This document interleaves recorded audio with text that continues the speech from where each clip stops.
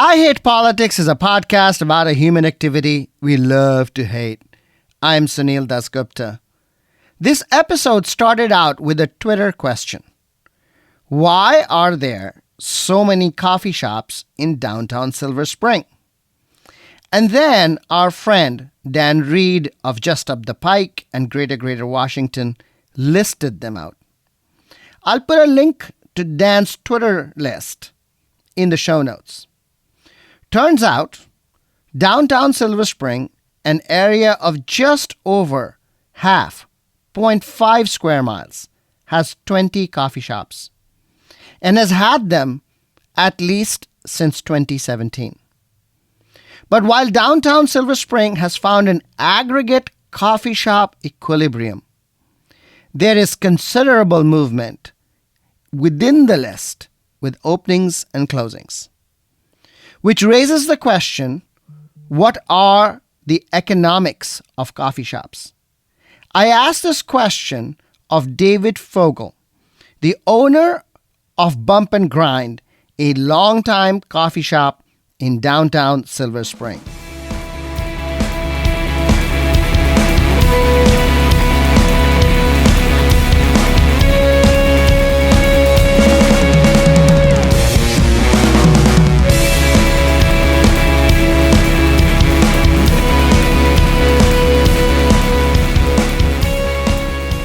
I Hate Politics is a podcast about our neighborhoods, workplaces, schools and streets, and our local governments as they function in diverse and democratic societies. This means our politics are messy, dirty, sometimes corrupt, with often self-serving politicians. But no matter how much we hate politics, we are never exempt from it, even when we refuse to participate. In fact, the purpose of politics is to keep society moving precisely when we don't agree with each other, like now. Music for this episode comes from Jackie and the Treehorns, an Alexandria, Virginia-based alt-rock band. Steve Rubin and Pam Long on vocals, guitars, and piano. Frank Caputo on bass, and Brian Gibson on the drums. Their latest album, Go Get Your Ghosts, was released in 2023 and is available on their website, JackieandTheTreehorns.com.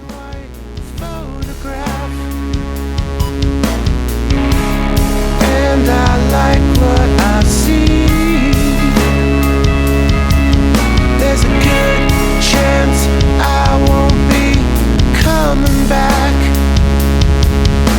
Mermaids are all that's left for me.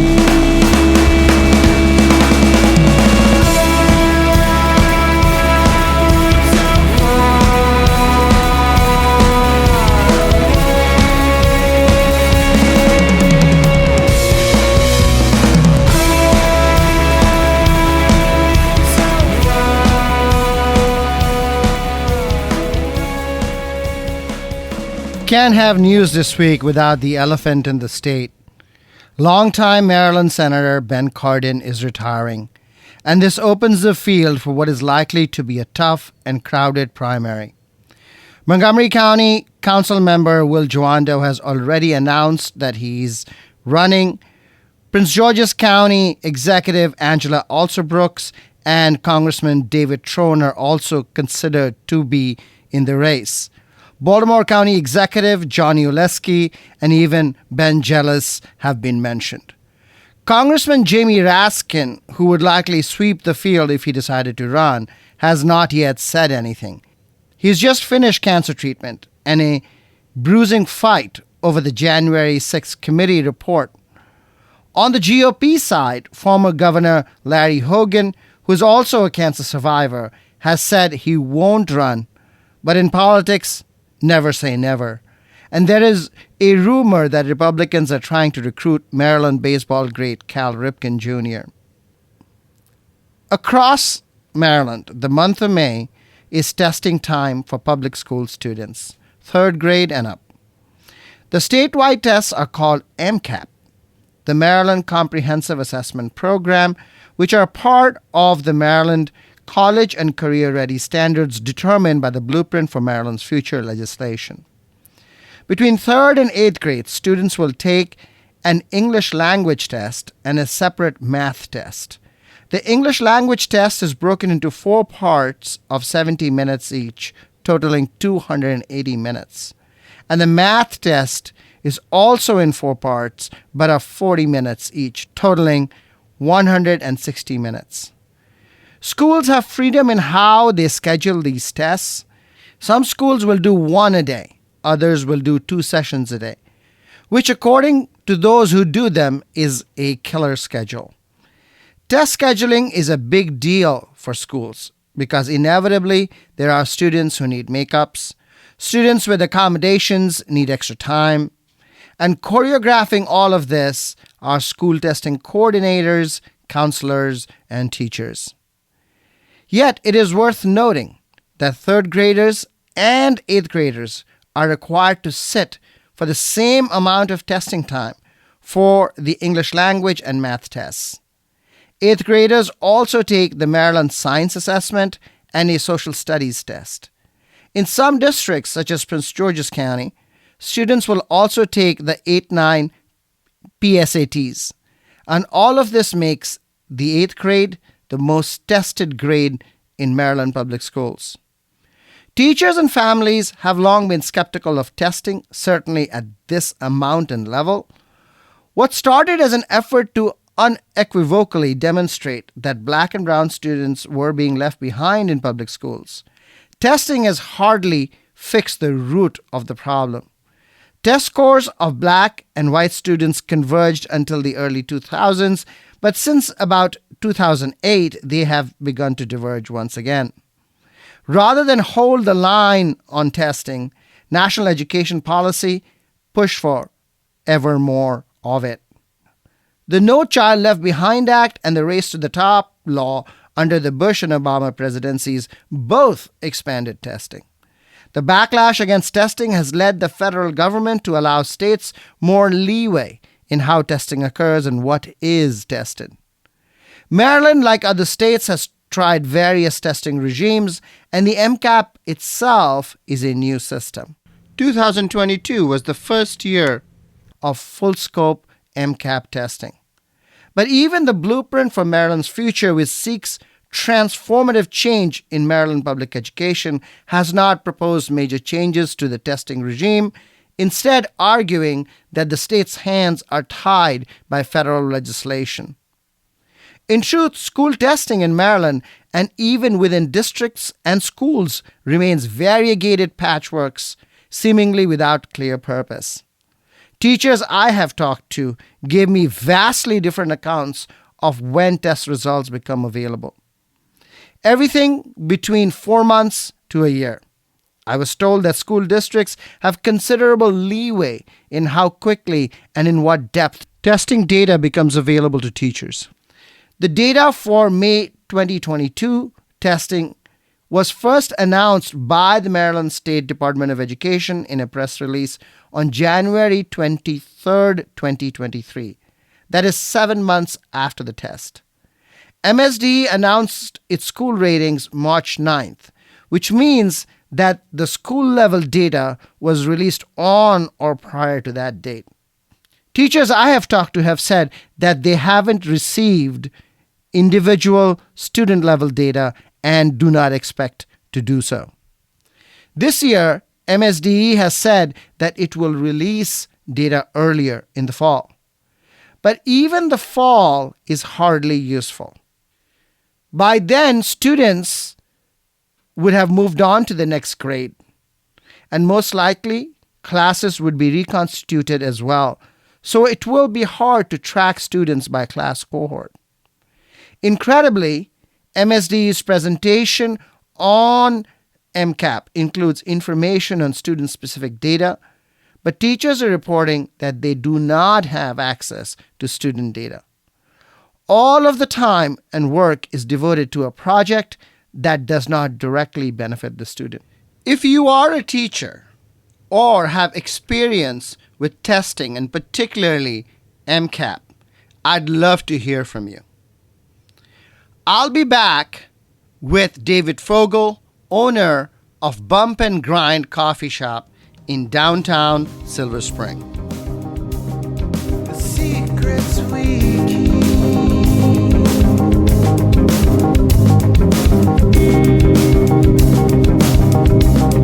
exposing what's underneath. Do you have something to hide, or is it just your foolish pride?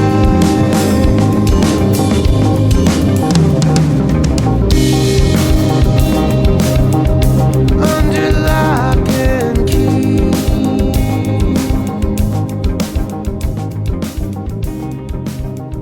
David Fogel, welcome to I Hit Politics.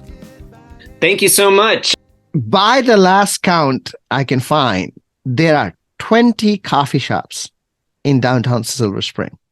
Is the market that big?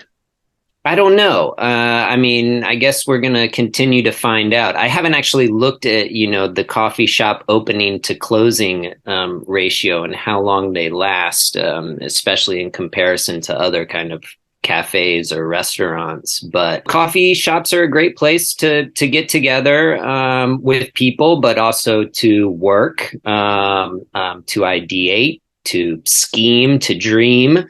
It is, turning into a quintessential, as I've always framed it, like a third space. Your first space is your home. Your second space is typically where you go to work. And your third space is that place in your neighborhood where you go, you get together with friends, colleagues, people, you catch up. For some people, it's historically been a bar or a casual restaurant or a coffee shop. There's varying kinds of coffee shops too, right? There's your corner Starbucks that is 300 square feet, and they are, their goal is to get you in and get you out as fast as possible. And there's, maybe 2 or 3 places to sit down, and they churn a lot of traffic. And then there's coffee houses, which is more along the lines of what Bump and Grind is trying to do. And, I would argue that many of the places in downtown Silver Spring as well are trying to do, where they're inviting people to come and hang out. And, the result in that is that you have people who do come, they bring their laptops and they study, or, they're working remotely. And I would say that those numbers are increasing even more so post-pandemic. I get approached by realtors all the time to open up shops in downtown DC, and that market terrifies me right now. I wouldn't touch it with a 10-foot pole for Why? For 3 years, just because I do go downtown into DC still pretty frequently, and the people just aren't there like they were. And I don't see that coming back anytime soon. You mentioned the small traffic generator, the coffee house. Those are different revenue and cost models. Yeah, 100%. Right? And so in terms of the revenue model, in your experience, do you think just selling coffee and some food, which is the traffic model, is it worthwhile? Is it profitable? The third wave coffee, which is introduced to America through Starbucks. And if you look at the Starbucks model in and of itself, they started out from a coffee house perspective, right? They wanted people to come in and enjoy a proper espresso drink and sit down and hang out and read books and whatnot. Now, they quickly started to pivot to trying to have a Starbucks on every corner in Manhattan, busy streets. And they started to turn towards a model of get them in, get them out. And in fact, Starbucks model went from, we want you to really try delicious espresso and black coffee to not trying to make it so that you would not drink a black coffee. You know, their goal and their objective is to get you to add vanilla, cinnamon, whipped cream, caramel, you know, get that receipt as long as possible with all of the add-ons so that their average ticket ring is going up. They don't want you to drink a black coffee. And you know, this is a reality with a lot of coffee shops. I know some coffee shops that don't even do traditional black coffee anymore. Okay. So you're saying that in order for that traffic model to work, they have to work on the receipt length. That is, they have to do the extras quickly, and that's how they make money. I'm saying any model, to be frank. A sit down place wants your ticket to be bigger as well. The bigger, the better, right? So there's a lot of ways to get to that end result. My point is, I think adding a pump of some sugary whatever costs Starbucks 3 cents, but they're charging you 75 cents. So it's, you know, it's all about return on investment. The implication of what you said is that in fact that model is profitable, that people do buy it, that it is possible to sustain a coffee shop purely on traffic terms, provided you are able to do these add-ons. Yeah, 100%. And look, I mean, the devil is in the details, you know, and those details include rent, is a huge one. And in those high trafficked areas, you know, the rent is obviously a lot more, but that's right. So, you know, it's not as if they are charging 75 cents for a one shot of sugar that costs 3 cents, but they are paying through their nose for the rent. So there is a difference between what I have known to be, you know, fixed costs and variable operating costs. Mm-hmm.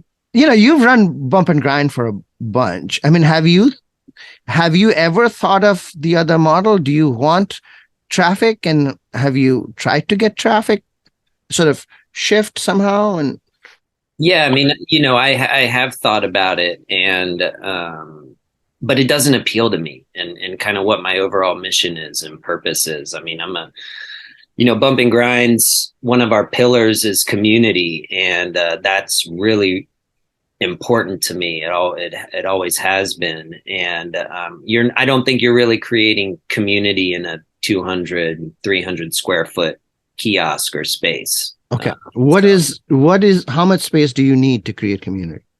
It varies for sure. And, you know, I think it depends on the provider. But from your perspective, where... Yeah. So when like realtors will reach out to me and they're like, what do you need in terms of space? And I say typically, you know, around 2,000 square feet. In order to support 2,000 square feet of space in downtown Silver Spring, how many cups of coffee do you have to sell? It really doesn't have to do with cups of coffee. Okay. It has to do with the other stuff.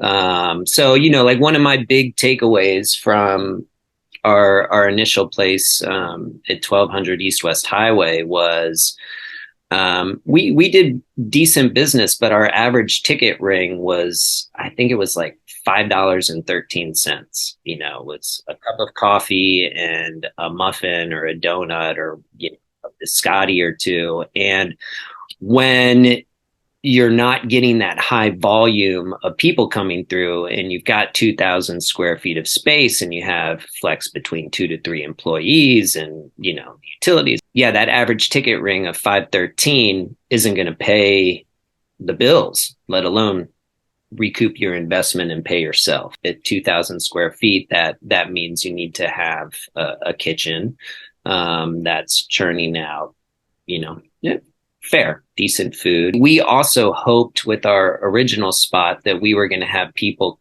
coming after work, hanging out, having a beer, having a glass of wine and listening to music or a poetry reading, or we weren't able to properly transition the space and the feeling from a coffee shop to that kind of evening, nighttime environment. But at our new place, we're going to have really kind of designated areas for each kind of component of the day and the night. I think it'll translate really well and hopefully successfully. How will that work? I mean, you'll just close off a section? Potentially. I mean, it can be closed off or it can remain open depending on what's going on. But yeah, I mean, it's kind of going to be like a speakeasy vibe in which you kind of walk into this back area where there will be a nice bar and a set up for music, and other kinds of presentations and gatherings with the back patio. And that won't be open during the day. During the day, we'll have a front patio and garden, and then inside the house, lovely coffee house kind of energy and aesthetic. In a coffee house, how are operating and fixed costs divided? The cost of coffee has gone up 30%, just raw coffee. I mean, we are unique as well. Well, not so unique anymore. I mean, as you're seeing, more and more coffee shops have roasting operations too. And that really, the more control you have over your main ingredient, main product, the better. At least that's been my perspective. But that only works if you're going to shift operating costs to fixed costs in setting up a roast. I mean, I'll tell you this much. If we were not roasting coffee prior to the pandemic, Bump and Grind would have disappeared. How so? We closed our physical location, but since we were roasting coffee, we changed our whole business model and really kind of launched the online component and started delivering coffee all over the region. We're still doing that. What percentage of your revenue comes from the roasting operation? What comes from the actual coffee shop? Well, we're not really back fully in operation. Okay. So, I mean, we're in the process. We're open at Gistav, but it's kind of it's half open. We don't have food service really. We don't have an espresso machine up and running. We're doing some coffee service. We've got pastries. I'd say about 70% roasting. And we're operating in the kiosk at the library, at the Silver Spring Library. And that's right. And that's been really great. And, but that's a high traffic model, right? That's not yeah, it is. But the numbers there aren't too great. To be frank, if we get like $300 in sales, that's like a decent day there. What is the rent like there? We work with the county. It's county run and operated. We're viewed as an amenity. So the rent is really negligible. That's how you can afford it. Yeah, exactly. Do you think other coffee shops opening up also have that low rent situation? I think in the bottom is my question is I'm trying to understand what is driving these folks to open them?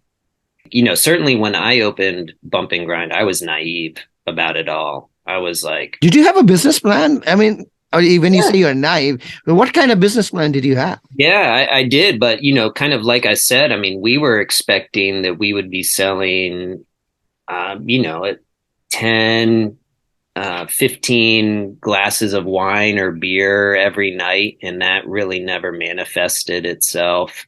Business plans are good and important, but rarely in my experience. And I'm a serial entrepreneur, and I consult a lot of small businesses of all different kinds.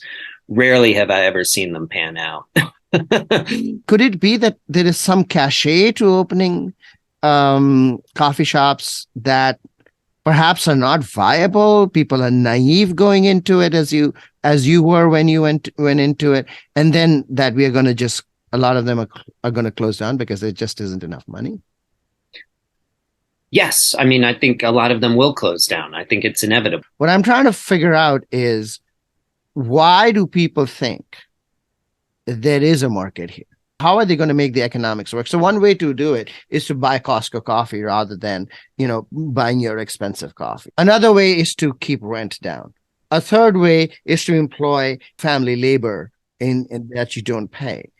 Do you have an understanding of that? As a coffee wholesaler, I mean, I work with all different kinds of businesses, some of whom are cafes where exactly, yeah, the whole family is in there and crushing it. And yeah, some of the places, they'll have bakeries incorporated into their business plan. One of the biggest pitfalls in coffee shops and cafes is dealing with baked goods.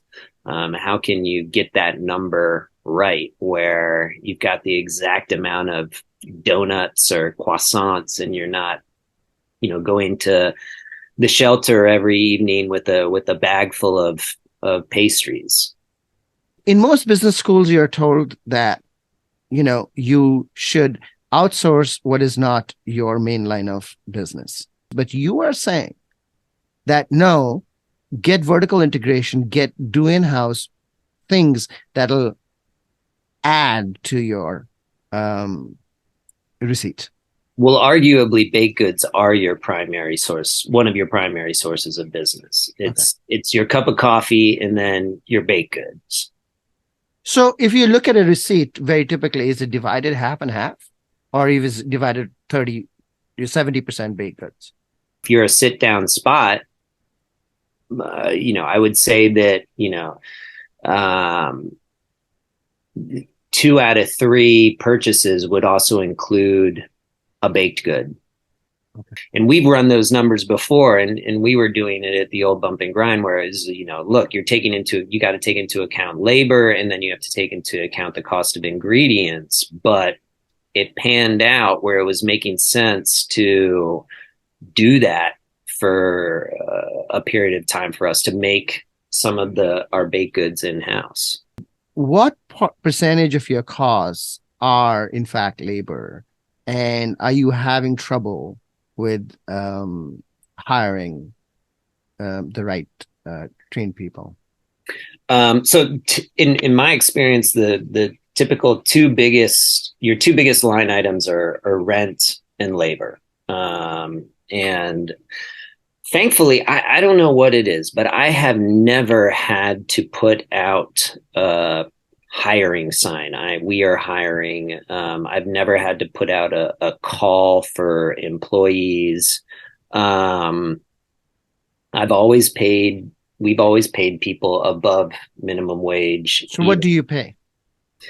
Right now, a starting person makes $15.50, and that's prior to tips, which ends up typically around another like $4 an hour. So it's about $20. Yeah, about $20. And you give them benefits? No, I haven't cracked that nut yet. I haven't figured. I want to do the healthcare thing. Well, I don't wish any of us had to do the healthcare thing, but I think that's a travesty in and of itself. But yeah, I'd like to figure out the healthcare thing, but I haven't yet. Right. So at $20, given the work conditions you offer, you've not had labor issues at all, even when there was a labor shortage. Yeah, no. Okay. I think I don't know.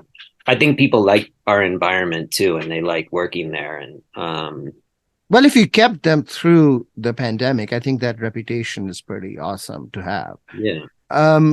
But most coffee shops have sort of high turnover. Yeah, and that's not to say that we don't have turnover and haven't had turnover, but it's just and I haven't hired new people and whatnot. It's just I have people email me all the time saying, hey, like, I'm looking for a job. Are you looking for somebody? And I will say, no, thank you so much, but for wanting to be a part of what we're doing. But right now we don't. And then when I get an employee who says, hey, like I need to transition out of this job, I'll start going to that list, and it's inevitably just it's worked itself out. You want to stay open in your new location until 1 a.m. And the Montgomery County Council is considering legislation that will require establishments that remain open late to have certain kinds of public safety measures, including video cameras and all kinds of things. What is your general sense of public safety in downtown Silver Spring right now? I live in downtown Silver Spring. I work in downtown Silver Spring. I care deeply about it, and I'm incredibly committed to it.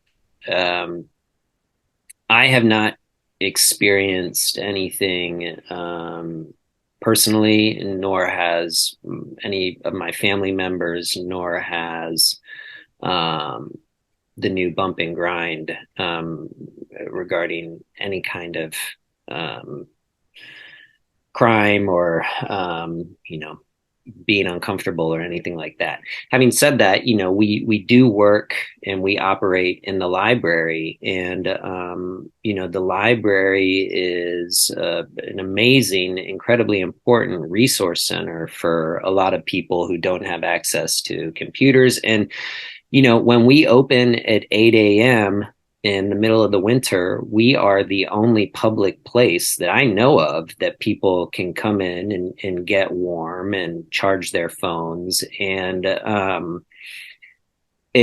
it's proven difficult for somebody whose job is just to make espresso drinks and serve coffee to have to deal with some of the population that we've had to deal with. And the result is that we have worked with the county and worked with organizations like Pathways to help provide us in the building with a little bit more security during those times. What do you think is a resolution there? Do you not want them to come in? Do you want a separate place for homeless folks to go? What is the solution? No, we definitely want them to be there. I mean, it's a public building, and they are a part of our community, and they deserve to be there just as much as anybody else. I think it only becomes an issue when they're going through some sort of mental crisis or something, and we're just not trained to handle that. Nor should we be handling that. Sometimes look, staff does have to do things, and they do it admirably, and that's what being a part of community is about. You have to be able to deal with situations that you might not necessarily be ready for, but you do. Whatever the council decides and the community decides is necessary to help people feel safe. More people on the streets is always good in my perspective. Jane Jacobs' kind of view of urban planning and community development sits well with me. Lights, cameras. I don't think they make much of a difference, to be frank. But that legislation is very camera heavy. Yeah, I'm curious why the police force would be pushing for something like that whenever we have shown video footage, or I've heard people providing video footage. They've been told, yeah, thanks, but it's not really that useful. The thing that I would like the most is just to have more of an active downtown. I mean, But how do you do that? It's up to all of us. It's up to all of us to go out and get out of our comfortable living rooms and go to enjoy spaces that are downtown and support the businesses that are doing it. I think it's important for us to, walk to places, be on the streets, and be smart. I mean, you're in an urban area. Don't be stupid. Don't be a jerk. Always helps. Yeah, always helps, right? And yeah, support. Just support. Be out there. That's. I don't know if you were. I don't know how long you've been in the area, but I came to Silver Spring in little out in like 2001 or 2002. And when I started working in Silver Spring, I started working for a community development corporation that was interjurisdictional in Montgomery County and DC. And I would hear all these stories about National Night Out in downtown Silver Spring. You know, I don't know if you remember that, but, you know, people would take one night, people would come out of their homes and get on the corners and be like, we're here, we're not letting you take our city, you know, and then they'd go back, you know, but it was that kind of desolate that they had to have this program called National Night Out. That's right. You know, we've come a long way. And things are not nearly what they were, and they never will be. I mean, it's all about moving forward. But I think a little bit of that perspective is important to keep in mind. David Fogel, thank you for coming on I Hate Politics. Hopefully this explains the economics of coffee shops a little bit. Yeah, I mean, maybe. Thanks so much for having me. I really appreciate it. Maybe, yeah, you know, we get back together in a year or so and see where we're at. Look forward to it.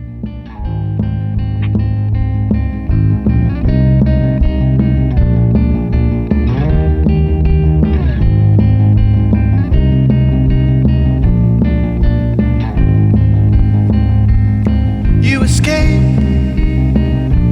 what you fear if you hold on to what's dear. And when you breathe your last breath, then you come out on the other side. That was David Fogel, owner of Bump and Grind Coffee Shop on Guest Avenue in downtown Silver Spring. You're listening to I Hate Politics. I am Sunil Dasgupta. What lessons can we draw from my conversation with David Fogel? What is clear is that starting a coffee shop or any small business, you have to make a leap of faith. Based on what Fogel says, making a coffee shop work is hard. Building receipt length with syrups or croissants takes optimism, even unjustified optimism. That's one character of entrepreneurs we miss, to ignore reality and focus on their vision of the future. 10 years ago, when opening their old location on East-West Highway, Fogel thought that they would be selling alcohol in the evening and coffee during the day. But a coffee shop and a bar are hard to combine, he found. The model exists in Silver Spring, Caldi's Social House, and on Rockville Pike, Java Nation combine coffee shop and bar quite successfully. I haven't asked about their financial viability, however. But Caldi's owner, Sega Haile Miriam, is starting a much-anticipated restaurant called Citizens and Culture. Dan Reed's list of coffee shops is actually revelatory. Dan has been putting together coffee shop rolls on their Twitter at least since 2017. In this time, the list of names of coffee shops have changed. Some close, new ones open. The Starbucks franchises are steady. Big operations like Caldi's have gone from strength to strength. Smaller stores, however, come and go. But it raises the question I asked at the start of the episode. Why do so many coffee shop owners believe that they can make this really hard business work for them? Another interesting aspect Dan pointed me to is that there is ethnic clustering in coffee shop ownership in downtown Silver Spring. Like Chinese restaurants and Korean laundries and Indian motels, the biggest immigrant group in the area, Ethiopians, are the ones starting many of the coffee shops. Ethiopia not only has a strong coffee tradition, but also Sega Haile Miriam's spectacular success with Caldi's has to be inspiring to others to follow in his footsteps and step on that wing in a prayer. That's all for this episode. You've been listening to I Hate Politics. I'm Sunil Dasgupta. Music for this episode comes from Jackie and the Treehorns, Steve Rubin and Pam Long on vocals, guitars, and piano, Frank Caputo on bass, and Brian Gibson on the drums. Their latest album is called Go Get Your Ghosts and can be found on their website, JackieandTheTreehorns.com. If you want to share your music on the show or know someone else who might want to, please sign up for updates at our brand new website, ihppod.org, or email us at producer@ihppod.org. I hope you will subscribe and share the podcast as we bring you stories about politics close to you and to your home. See you next time. They can win for losing.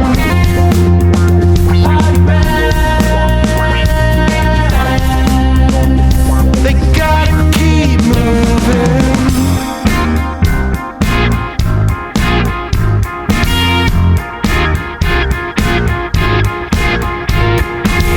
Give it some time and I'll be front page news. I tell you what, I've got nothing more to lose. I might be too much for you to explain. My own persistence as immortal remains.